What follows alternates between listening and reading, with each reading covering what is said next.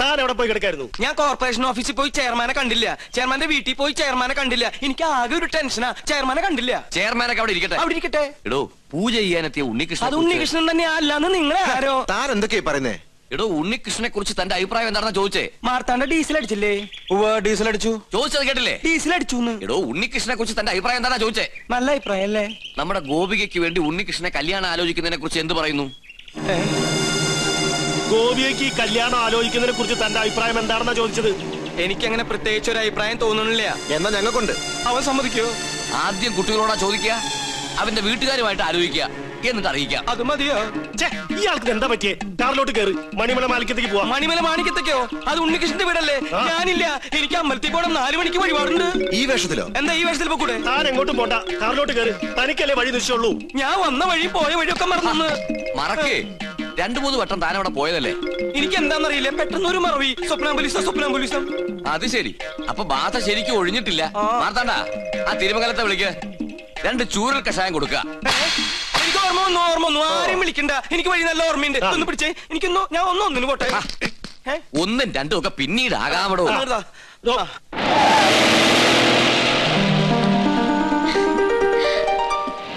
ഉണ്ണീഷ്ണ, പോയിട്ട് വരാം. ഇയാളെന്താ കഥകളി കാണിച്ചോണ്ട് പോകുന്നു? നീയാൾക്ക് ശരിക്കും ബാധ കൂടിയോ?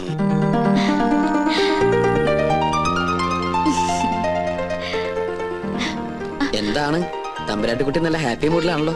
കാര്യമുണ്ട്. എന്താണാവോ? അതെ, എനിക്ക് വേണ്ടി കല്യാണം ആലോചിക്കാൻ എല്ലാരും കൂടി പോയിരിക്ക. അപ്പൊ താൻ സമ്മതിച്ചോ കല്യാണത്തിന്? എന്താ മുഖത്തിനൊരു വാട്ടം? ഏയ് ഒന്നുമില്ല. ആരാണ് ആ ഭാഗ്യവാനായ ചെറുപ്പക്കാരൻ നോർത്താ? ആളെ ഞാൻ പറയില്ല, വേണമെങ്കിൽ തൊട്ട് കാണിക്കാം.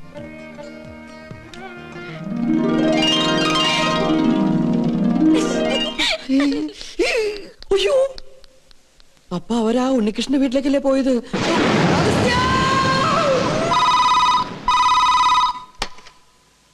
ഹലോ, ഉണ്ണികൃഷ്ണന്റെ വീട് തന്നെയല്ലേ? അതെ. ഉണ്ണികൃഷ്ണ, ചെയർമാൻ ദാമോദരൻ നമ്പൂതിരി പറഞ്ഞിട്ട് വിളിക്കുക. ഉണ്ണികൃഷ്ണൻ വീട്ടിലുള്ള കാര്യം ആന്റണിയുടെ ആൾക്കാർ അറിഞ്ഞു. പോലീസ് അന്വേഷിച്ചു വരാൻ സാധ്യതയുണ്ട്. തൽക്കാലം നീ അവിടുന്ന് പൊങ്ങുന്നതാണ് നല്ലത്. അതുപോലെ സംഗതി ഏറ്റുന്നാ തോന്നണത്. എങ്കിൽ തമ്പരാക്കന്മാരെ എത്തും മുമ്പ് നമുക്ക് അവിടെ എത്തണം. വാ. എന്നിട്ടാ നേതൃത്വത്തില് അത്യാവശ്യമായിട്ട് ഒരിടം വരെ പോണം. പിന്നെ എന്നെ അന്വേഷിച്ച് ആര് വന്നാലും ഒന്നും പറയണ്ട. എന്താ മോനെ, എന്തിപ്പുണ്ടായേ? പേടിക്കാനൊന്നുമില്ല, ഞാൻ ഇവിടെ വന്ന കാര്യം ആന്റണിയുടെ ആളുകൾ അറിഞ്ഞു. വണ്ടി നിർത്താൻ പറഞ്ഞില്ലേ? എന്താണോ? ഞാൻ ഒന്ന് ഇറങ്ങട്ടെ, എനിക്ക് മൂത്രമൊഴിക്കാൻ മുട്ടുന്നു. യാത്ര തുടങ്ങിയിട്ട് 3-4 പ്രാവശ്യം ആയല്ലോ തന്റെ ഈ മൂത്രമൊഴിപ്പ്. അസുഖ. തൽക്കാലം നമുക്ക് ഈ യാത്രയൊന്ന് മാറ്റി വെച്ചാലോ? വേണ്ട, താൻ പോയി ഒഴിച്ചിട്ട് വാ. എന്നാ ജീപ്പ് ഒന്ന് മാറ്റിയിടൂ. എന്തിനാ? മൂത്രമൊഴിക്കാൻ. ജീപ്പിനകത്തോടെ മൂത്രമൊഴിക്കുന്നത്? എന്താണോ? ബാഗ് എടുക്കാനാ. ബാഗിനകത്തോടെ മൂത്രമൊഴിക്കുന്നത്? പോയി ഒഴിച്ചിട്ട് വേണോ? ഇയാളെ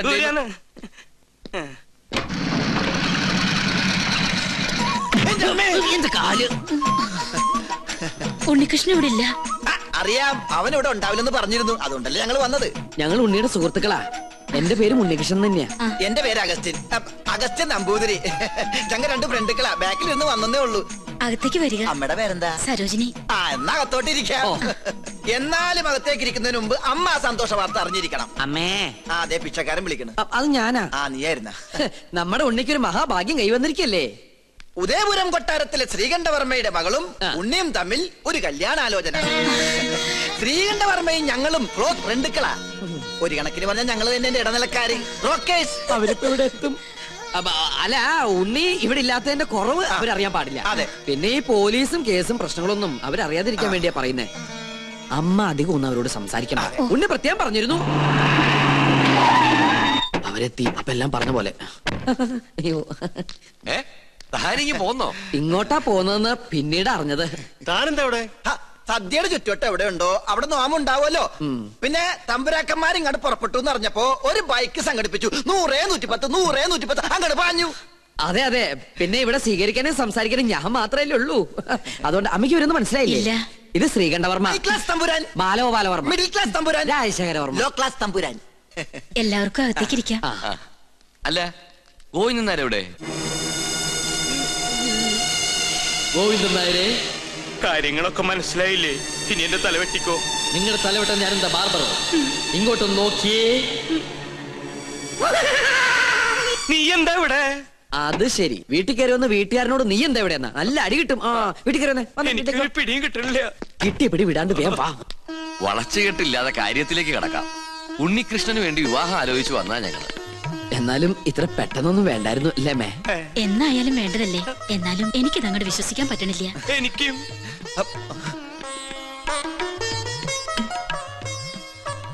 ഇതേതാ ഈ കുട്ടി? ചോദിച്ചത് കേട്ടില്ല മേ. ഇതാരാന്ന് ഒന്ന് പറഞ്ഞു കൊടുക്കട്ടെ മേ. ഉണ്ണിയുടെ പെങ്ങളാ സുധ. കൊള്ളാല്ലേ? കൊള്ളാം. അമ്മ പെങ്ങളെ തിരിച്ചറിയില്ല എന്ന് പറഞ്ഞ എനിക്ക് ആദ്യം മനസ്സിലായില്ല, ഇപ്പൊ എല്ലാം മനസ്സിലായി. നീ എങ്ങനെയാ അവിടുന്ന് ഇടുവന്നേ? അപ്പോ നിങ്ങൾ ആലോചിച്ച ശേഷം ബന്ധുക്കളോടൊപ്പം കൊട്ടാരത്തിലേക്ക് വരിക. തീരുമാനങ്ങളൊക്കെ അവിടെ വെച്ചാകട്ടെ. ഉണ്ണികൃഷ്ണ, തന്നോട് ഒരിക്കൽ എനിക്കൊരു പാപം ചെയ്യേണ്ടി വന്നു. മുത്തശ്ശി മരിച്ച വിവരം അറിയിക്കാതിരുന്നത്.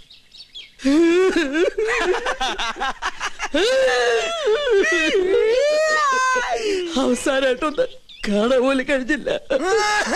അതിന് നീ എന്തിനാ കരയണേ? ആ 16 അടി സദ്യയുടെ ദേഹം എനിക്ക് കിട്ടില്ലെന്ന് ഓർത്തിട്ടാ. അത് പോട്ടെ പോട്ടെ പോട്ടെ. അതൊക്കെ പോട്ടെ. ഇനി കല്യാണം കഴിയുന്നത് വരെ താൻ കൊട്ടാരത്തിലുണ്ടാവണം. ഒരുപാട് കാര്യങ്ങൾ തന്റെ സാന്നിധ്യത്തിൽ തീരുമാനിക്കാനുണ്ട്. 10 വർഷങ്ങൾക്ക് ശേഷാ കൊട്ടാരത്തിലൊരു മംഗല്യം നടക്കാൻ പോണത്. എന്നാ ഞങ്ങളങ്ങോട്ട്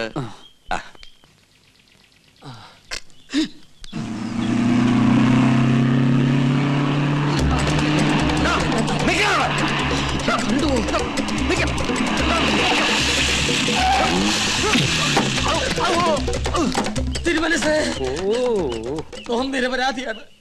പാപ്പാക്കണം. ഇവിടുന്ന് എനിക്കും എന്റെ ഭാര്യയ്ക്കും ദിവസം 3 നേരം ആഹാരം കഴിക്കാനുള്ള അനുമതിയെങ്കിലും തരണം. 2 ദിവസമായി പട്ടിണിയിലാണ്. ഓ, തനിക്ക് ആഹാരം കഴിക്കണമെങ്കിൽ ചിക്കൻ വേണ്ടേ? അതിവിടെ വെക്കാറില്ലല്ലോ. നമ്മെ ദ്രോഹിച്ച ദൈവശാപം കിട്ടും. ഇപ്പൊ ഊണുൽ സത്യം മനസ്സാ വാച കർമ്മണെന്ന് ഒന്നും അറിഞ്ഞതല്ല. ശരി ശരി, കൊട്ടാരത്തിൽ ഒരു മംഗളകർമ്മം നടക്കാൻ പോകുന്നതിന്റെ പേരിൽ ക്ഷമിച്ചിരിക്കുന്നു.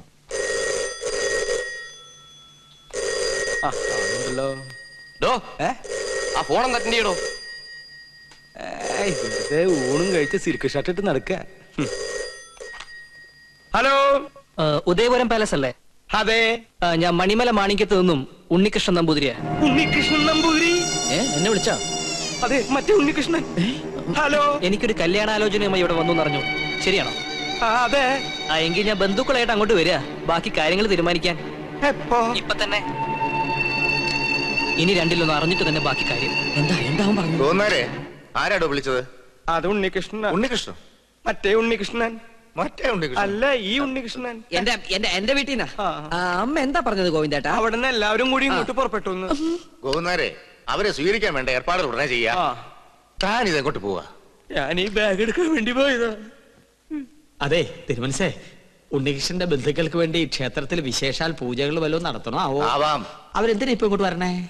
എടോ നമ്പൂരി, ഈ ഉണ്ണിയെ കൊണ്ട് എന്റെ കുട്ടിയെ വേളി കഴിപ്പിക്കാൻ പോവാടോ. സർവമംഗളാനുഭവം. ഇവന്റെ ജനസമയം നോക്കി പുരുഷോത്തമ പണിക്കർ അന്ന് പറഞ്ഞതാ എനിക്ക് ഓർമ്മ വരുന്നത്. എന്ത്? ഗജരാജയോഗം ഉണ്ടെന്ന്.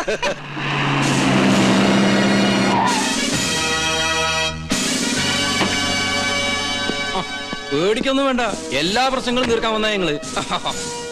ഉണ്ണികൃഷ്ണൻ സ്റ്റേഷൻ വരെ വരണം. ഇവന്റെ കല്യാണക്കാര്യത്തിനോട് ഞങ്ങൾ ഒരുങ്ങി ഇറങ്ങിയതായിരുന്നു. ദേവിയെ തടസ്സപ്പെടുത്തരുത്. ആദ്യം അവൻ കേസിൽ നിന്നും പൊല്ലാപ്പിന്നൊക്കെ തലയുരട്ടെ, എന്നിട്ടാ അവൻ കല്യാണാലോചനയും കല്യാണ പന്തലൊരുക്കലും ഒക്കെ. അല്ലെങ്കിൽ മണ്ഡപത്തിൽ നിന്ന് പോലീസ് പൊക്കിന്ന് ചീത്തപ്പേരുണ്ടാവും.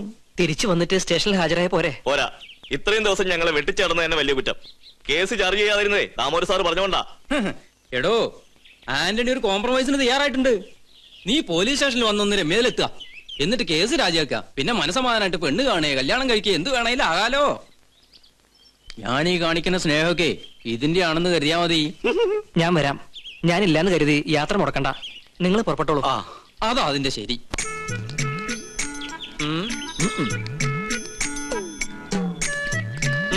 ഹായ് ഇനി നമ്മളിപ്പോ എന്താ ചെയ്യാ? എന്താ ചെയ്യാ?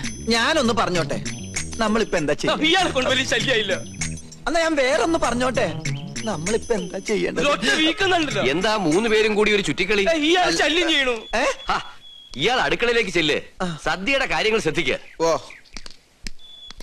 ആ ഉണ്ണി, ഹായ്. അവരെത്ര പേരുണ്ടാവും? ഒരടിക്കുള്ള ആളുണ്ടാവും, അല്ല ഒരു വണ്ടിക്കുള്ള ആളുണ്ടാവും. ആയിക്കോട്ടെ, അല്ലേ ഗോവിന്ദനാരെ?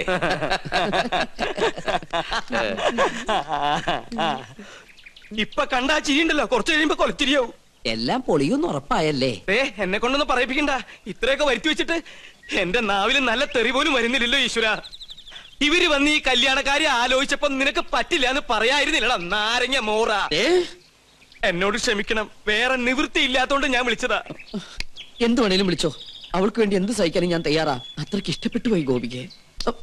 പാകിസ്ഥാൻ ഒരു ബോംബിട്ടോണ്ട് ഇന്ത്യ നശിക്കില്ലടാ. നിന്നെ പോലെ ഏതെങ്കിലും പ്രേമരോഗികൾ കാരണമായിരിക്കും ഇവിടെ ഒരു യുദ്ധം ഉണ്ടാവാൻ പോണേ. എവിടെ പോയി ഞാൻ ഇവിടെ നീ ഉണ്ട്. ഒളിച്ചു കളിക്കാ. ജാതകവശാൽ 71 വയസ്സ് വരെ ആയുസുള്ള ഞാനാ 25 വർഷം മുമ്പേ അകാല മൃത്യു വരിക്കാൻ പോണേ. എന്റെ പഴനി ആണ്ടവാ, ആ വീട്ടുകാരുടെ വരവൊന്ന് മുടക്കി തന്ന തല മുട്ടയടിച്ച് തല കുത്തി മറിഞ്ഞ് പഴനി മല കേറി വരാം. എന്റെ പഴനി ആണ്ടവാ.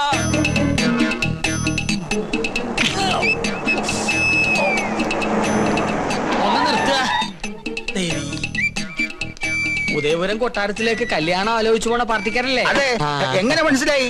ഈ റോഡിലേക്ക് തിരിഞ്ഞപ്പോഴേ മനസ്സിലായി. ഇവിടെ മൊത്തം അസുഖാലുക്കളാണേ. നിങ്ങൾ ആരോടെങ്കിലും വഴി ചോദിച്ചാൽ മതി, അപ്പൊ ഈ കല്യാണം മുടങ്ങും. അതുകൊണ്ടാ കാത്തു നിന്നത്. അതെന്താ? കെട്ടിക്കാൻ പോണ പെണ്ണിനെ കുറിച്ച് വേണ്ടാത്തൊക്കെ പറഞ്ഞാൽ വിശ്വസിക്കാണ്ടിരിക്കോ?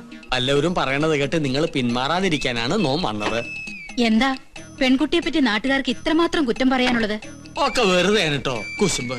തമ്പുരാട്ടിക്കുട്ടി ഇടയ്ക്കിടയ്ക്ക് ബോംബെക്കോ ബാംഗ്ലൂർക്കോ ഒന്ന് പോകും. എന്തിന്? പരിപാടിക്ക്, നൃത്ത പരിപാടിക്ക്. ഒരിക്കലും ഒരു പരിപാടി കഴിഞ്ഞതിന്റെ 3-ാം മാസം പെണ്ണ് ആശുപത്രിയിലായി.